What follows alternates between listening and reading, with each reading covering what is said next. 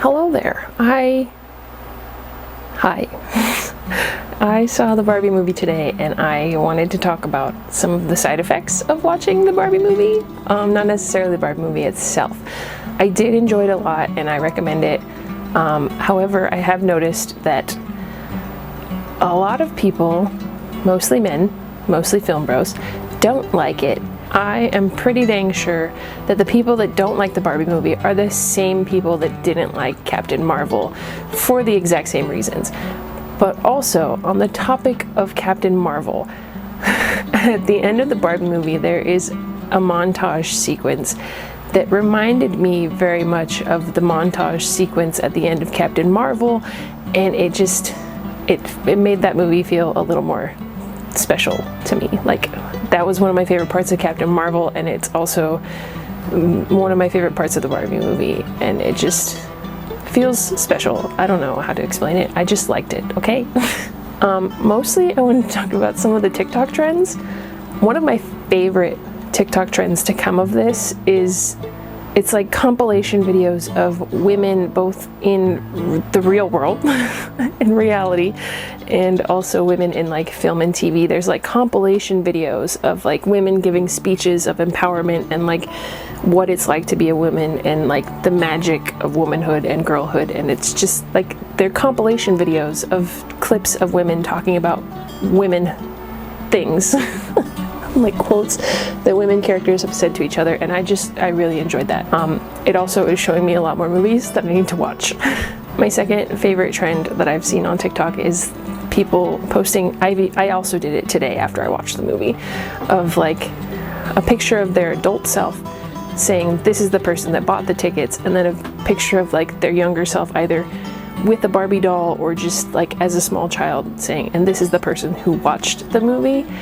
Because like I think we can all relate to that, because a lot of the women that I've seen talking about this movie have all had this same experience of when we were little we loved to play with Barbie and we loved pink and we were okay with everything and we like loved being girls, and then at some point we all just like turned away from pink and avoided anything pink, threw away all the pink stuff, threw away the Barbies, got rid of everything that had to do with femininity because it was suddenly bad. And I also had that experience. It hurts that I turned away from being a girl so hard, rejected it so hard that like I didn't get to have a girlhood. I really wish I had that and I hadn't turned away from girlhood so strongly. But like I'm an adult now and I can do it. I bought a pink shirt just so I could watch this movie, and it made me laugh that I was wearing pink on a Wednesday to watch the Barbie movie. That just felt extra to me. But yeah, it's really sad that a lot of women have that experience of when we were little we enjoyed pink and Barbies and everything, and then at some point someone made it a bad thing and we all turned away from it and rejected it and didn't want to have anything to do with it. Also, this thing with Ken playing guitar at Barbie, I also have experienced having a boy play guitar at me. It was in high school, my senior year. We moved my senior year of high school, so I was still like the new fresh face at this school that the boys were trying to impress my senior year. So this one boy in the middle of our English class, it was like a slow Friday where we were just like had time to do catch-up work and talk and do whatever. He came up to me and he pulled out his guitar, because the school had classes where you could like learn guitar. That was one of the electives. So he pulled out his guitar and he started playing Santeria, because they all play Santeria. So he was playing Santeria to me, and then as soon as he finished playing Santeria, he pulled a balloon out of his pocket. It was blue. He pulled the balloon out of his pocket, stuck it in his nose, and blew it up. And then he was just like, that's my trick. See, I can blow up a balloon with my nose. And then he was like, stopped paying attention to what he was doing, and he put the balloon in his mouth, and then he froze. And then he like gagged.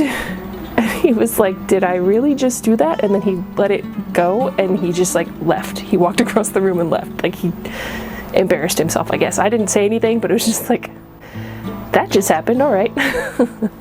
Even before I saw the movie, one of the things that was like really bumming me out was seeing all these women come together to watch this movie together with large groups of friends, all dressed in pink and happy to be with each other and experiencing this movie together. And it really broke my heart that I don't have that. I don't have a lot of female friends here because when I came home, it was a pandemic, and I work in a field that's predominantly male, so there's not a lot of women in it to begin with, and so I don't have a lot of female friends, basically. So I really wish I had that experience of having a large group of female friends to go see this together. That's a common thing that I've been seeing on social media since the movie came out. Like, all of my friends got together in their other friend groups and they saw this movie together and they got to experience it together. But I am glad that even though I saw it today, the Wednesday after it came out, I still got to experience watching this movie in a theater that was mostly, it was like 99% women. I think there was like 2 men in the whole theater. So I still got the experience of watching this movie that is about women, for women, by women, in a theater filled with women of all ages. All of us were wearing pink in some degree. Mine is not super pink, but it's still pink. And we all laughed at the same moments. We all cringed at the same moments. It was great. I enjoyed having that moment of just women together enjoying media made for women. And I made it like a little date for myself, basically. I watched the movie, and then afterwards I went to like a little local ramen shop where I got some tonkotsu ramen and a boba tea, and I sat in my car and I cried to the Barbie soundtrack in my car by myself while I ate the ramen and the boba after watching the Barbie movie. I have no impulse control, so I bought the I Am Knuff fuzzy sweatshirt that Ken wears at the end of the movie, because I have no impulse control and I make poor financial decisions. Also, I keep seeing these videos of people talking about like the kinds of Barbies and Kens that they had growing up, and I had Barbies and I had Kens, and I also had a Hercules and a Megara. And my Barbies all went with Hercules, and Ken went with Megara, but sometimes Ken would wear Hercules's, like, I don't know what it's called, like I don't know, his whole getup with like the pleated skirt thing and the cape, his Greek wear. Unfortunately, Hercules was not like Alan and could not fit Ken's clothing. I think he wore the pants sometimes. I think I could get him in Ken's pants, but like not much else. I think if he was wearing anything else, there was like, the Velcro was open. Oh, also we had one of my siblings at some point got a Beauty and the Beast, like the Beast. He was like stuffed, and like you could turn him into a person, or there was like a person inside of him or something. So a lot of our Barbies also dated the Beast. And I had at least 3 Kens. I had like this Barbie and Ken that came together. I cannot find them anywhere. I've tried Googling them. I cannot find them.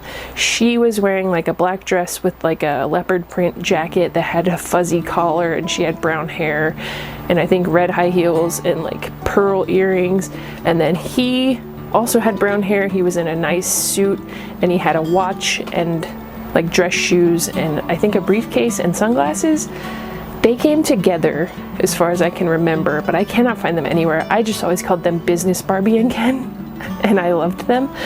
And then at some point I got a black Malibu Ken, and my siblings and I, we shared a bedroom for the first like 5-6 years of my life, all 4 of us. I'm the youngest. And we had our bedroom was on the 2nd floor of our house.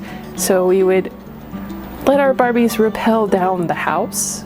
And by doing that, we would just like tie a shoelace to them and like drop them or like throw them. There was also a plum tree outside of that window. And one time we were trying to make Malibu Ken rappel down the side of the house, and he ended up in the plum tree. He got stuck in the plum tree for I don't know how long, but eventually my dad got him out of the plum tree after like several months or several years. I really don't know how long he was in the plum tree. And when he got him out, he dropped him, and all these earwigs came crawling out of the Ken doll. And I just, I feel so bad for that little doll, but like, he was full of bugs and I could never play with him again. We called him Ron. I don't know why his name was Ron, but his name was Ron. Then I also had Shaving Fun Ken. He was blonde and he had like a brown beard, and he had like the doll hair that was like soft, and it just stuck up weird, and I hated it, so I cut it all off with some safety scissors. And I still have him somewhere. At some point he went from a Ken doll to a tool, so I would use him as a hammer, mostly for like thumbtacks and push pins and stuff to hang things on my wall. I'd use his feet or his back as a hammer. So he went from a toy to a tool. He was literally a tool. Two of my siblings had the walking horse that you like turn on and then it would walk across the room. It was always fun to watch it walk, because as soon as you put a Barbie on it, like it'd walk 2 feet and then it'd fall over and it'd start walking on its side, because Barbie would like lose her balance and knock it over to one side and just fall over. I had some kind of fairy horse, I think.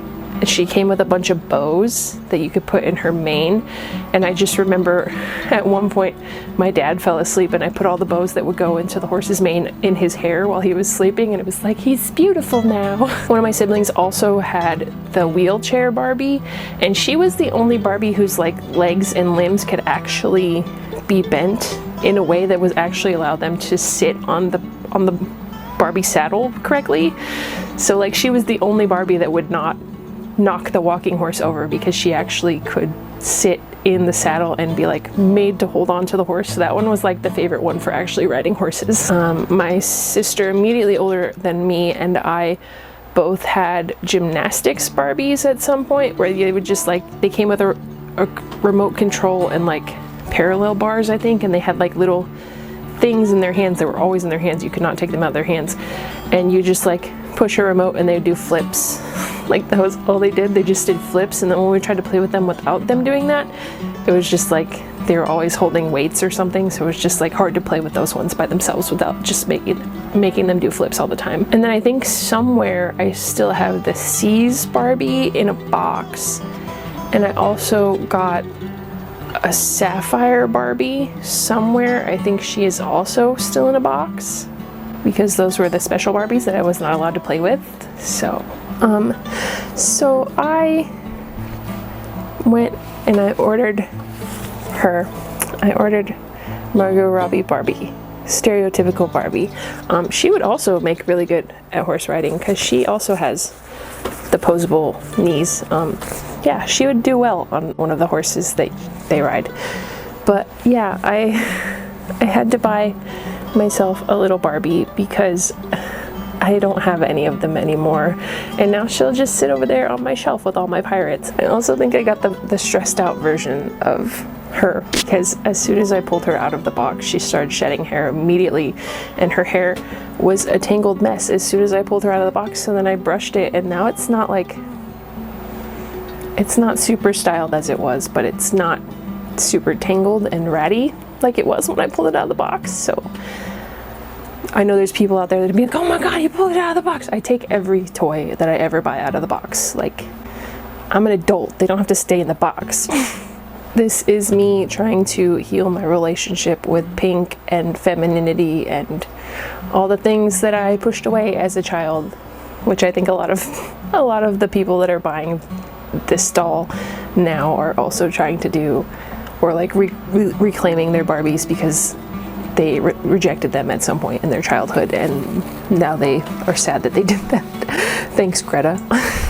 But yeah, I enjoyed that movie. I recommend it. I might go into more detail about it in a later video. I just don't want to right now. I'm also still kind of processing it and my emotions, and I think I might invest in more pink in the future, because pink is not a bad thing. Girlness is not a bad thing.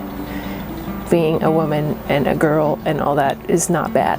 I really don't ever want to be the reason that a little girl doesn't want to be a little girl anymore, which happened to me as a little kid, and I don't want to be that in anybody else's life. I want to show them that it's good and okay and not a bad thing and not a weakness. It's good. And I'm really glad that movies like Barbie and Captain Marvel exist and Little Women exist, and I hope more come out. I really hope there's more female-led, female-directed, female-based movies come out because of this one, and Captain Marvel and Little Women and directors like Greta Gerwig, I really hope more women take over in the film industry and create more doors, open more doors for women in the film industry, and show little girls that it's not bad to be a girl and it's good. I hope this video made some sense. I hope you enjoy it. Yeah. See you later, alligator.